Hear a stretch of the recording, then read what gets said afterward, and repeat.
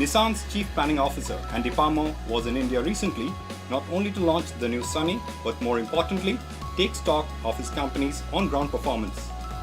The new Sunny is the first launch by Nissan after it took over the reins of marketing and selling its cars from erstwhile partner Hover Automotive India. We met Andy Palmer for an interaction and began by asking him the role India, a dynamic, challenging and exciting market in his own words, plays in Nissan's current midterm plan and the role it will play in the future. I think we can easily agree that it's a challenging market. It's hard to understand unless you're a local. Maybe even as a local, it's not that easy to understand. It's not that easy. And I'm British, as you know, and the British found out very early how difficult it is to understand the Indian market. It's a volatile market. I mean, certainly we didn't expect the economic downturn that we saw, although I still believe that the underlying growth is there. It's an important part. It's an important part of the world for regional exports, but most importantly, I mean, there's 1.2 billion people and an emerging middle class, which makes it by itself a huge market, and comparable in many respects with China, and certainly part of those BRICS that people often talk about.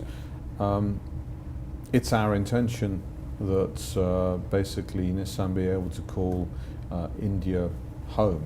Yes. By home, that means that in the same way as I would say the UK would call Nissan at home. Yes. In the UK, it means that it's a significant part of society. It's a very common sight of cars on the road that are made in India, that people are employed in our company not just to assemble cars, but also as part of the R&D, the planning, the designing. So from the very inception of a car right the way through to its sales. And it's very important, I think, that Indian employees have, as I've been lucky enough to benefit from, have the possibility to aspire into the management of the company beyond simply India. Right. Who would believe that 25 years ago, when Nissan was basically entering into the United Kingdom as a very Japanese company, who would believe that two of the top level people of the company would be Brits? And I think by saying that we have an aspiration to make India our home means that we have an aspiration to tap into the enormous wealth of talent that exists here, not only for selling cars in India, but also for the betterment of the company in general. And when you say India as a home for Nissan, at the same time, you're still not yet present in a very critical segment of the automotive industry, which is the sub 4 meter, yes. Both sedans as well as SUVs. Is that an area which you would like to target next? It is. It's one of the future developments. It's an interesting debate, and it's a little bit like the debate about K cars in Japan. Does it make sense as a number for a customer? Not really, but because of the tax benefits associated with it, then obviously from a transaction price, it makes a lot of sense to the customer. From a usefulness, it restricts the knee room in the rear, for example, or it restricts the trunk room. It's not very useful. And we debated internally, as we did with K cars, is this something that we really want to do, or do we want to really satisfy customer need, or do we want to satisfy tariffs? The benefit, the risk of designing cars to tariff is that the tariff can change any time, and you see that around the world. But no, I mean, as long as we're here to stay, and we are here to stay, then obviously we'll look at Indian-specific cars. And if I look to the plans that we have for the Indian portfolio, remember, I'm thinking of cars that go 1 year, 5 years, and 10 years into the future. We have cars which we're developing which are very much orientated at Indian customers. So when you say India-specific cars, could we also see a car right from ground up for India and India-like markets? You will. And we are developing platforms. I mean, when we talk about we're not from the ground up means we don't borrow a platform from somewhere. We are designing a unique platform for India and a unique product for India. That's true. That's a CMFA, right? That's CMFA. Yeah. Yeah. That's happening. But equally interesting, I think, is that the way that we plan products, we don't talk about clusters of anonymous people. When we look to any new car, and every new car, we identify an individual. And that individual is obviously representative of a cluster of customers. But when I look at the portfolio of cars that we are developing at the moment, at least 3 of those cars have in front of them an Indian customer. And one of them comes from Chennai, another comes from Delhi, and another comes from Mumbai, which is interesting because it's a recognition that the areas of India are also very different. But it's also interesting, it shows you out of the typically 60 odd products that we have in our portfolio, 3 of them are basically being led by Indian customer. Now, that doesn't mean that they're necessarily only going to India. They're, in many cases, they're basically worldwide cars. Markets where the customer profile is similar to Indians. Exactly. But they're focused on, Mr. X, who's an Indian. And when you're talking about the challenges of the Indian market, has the launch and the performance of the Datsun brand so far has kind of showed you some lessons that it has been a tougher than expected market, especially when you have a competitor like a Maruti, for example? Well, I don't think we ever expected the Datsun Go to be an easy market. We set high expectations because you have to. I mean, when you develop a new car, you have to put the bar high, but otherwise you won't deliver the kind of car that you're looking at or needing. Now, I hope you'll agree that the Datsun Go as a product is excellent. I mean, it ticks almost all of the boxes you would expect. So product to product, it's a really good car. And it's a really good car because we put the expectations very high.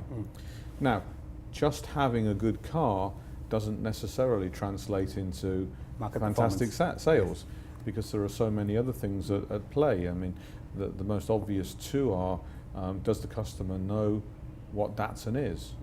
We have to educate them in terms of awareness of the brand.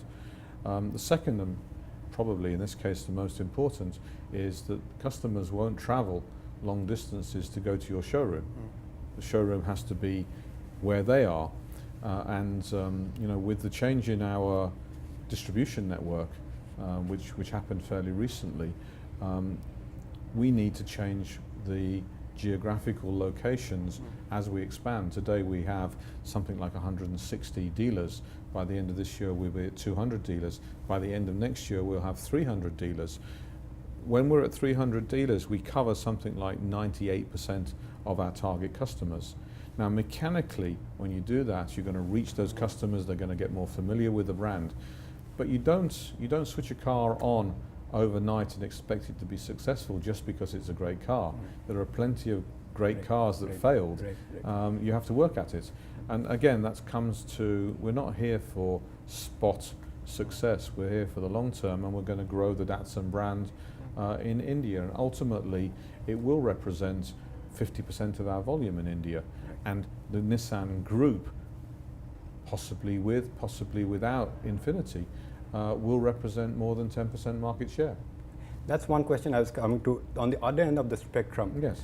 Recently you withdrew the Tiana and the 370Z, but at the same time, are you looking at re-entering the premium end of the spectrum?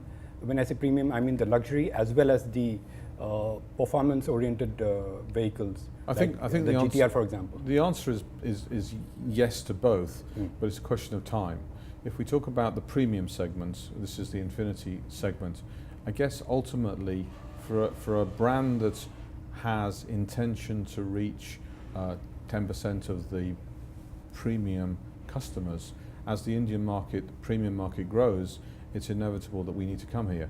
when we come here, it's also inevitable that we have to manufacture here, and it's inevitable we have to have the right kind of car. What's the right kind of car for India? I mean, right now I would speculate something like the Q30, which isn't launched yet, which launches next year. A luxury compact. It's a luxury compact car. That would probably be the right kind of a car, but we need to have a manufacturing plan sitting behind it. When? Not sure yet, but of course, as long as Infiniti is growing at the way that it's growing, there's an interest in India because there's a market here. Now, if you talk about the Nissan brand, yes, it's interesting to have a performance car. Why is it interesting to have a performance car? Because the brand always needs a halo. It always needs an aspiration. We've introduced into India, rather successfully by the way, GT Academy. Yes. This is the PlayStation, and you can go racing, and eventually the winning candidate will go on to race real cars, and we've seen some real successes, and now Indians are participating in that program, which is great. That links very, very strongly to Nismo. Nismo is Nissan's racing wing. We have the top car in our range is a GTR Nismo. We sell other Nismos like Duke Nismo, Micro Nismo, eventually Note Nismo, and some others. We want to join those dots up.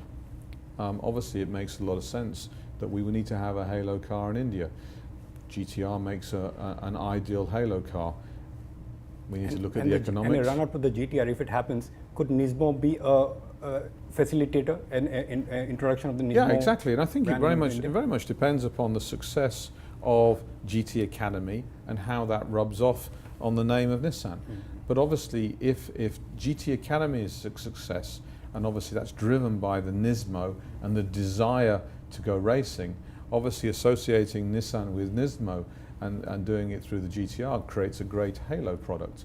And that's, for me, would be the ideal situation where you have the GTR Nismo available in India. Maybe the volumes are very small, but the halo effect is tremendous. Thank you, Andy. On that note, I'll thank you very much for sparing your time. Always a pleasure talking to you. And to you.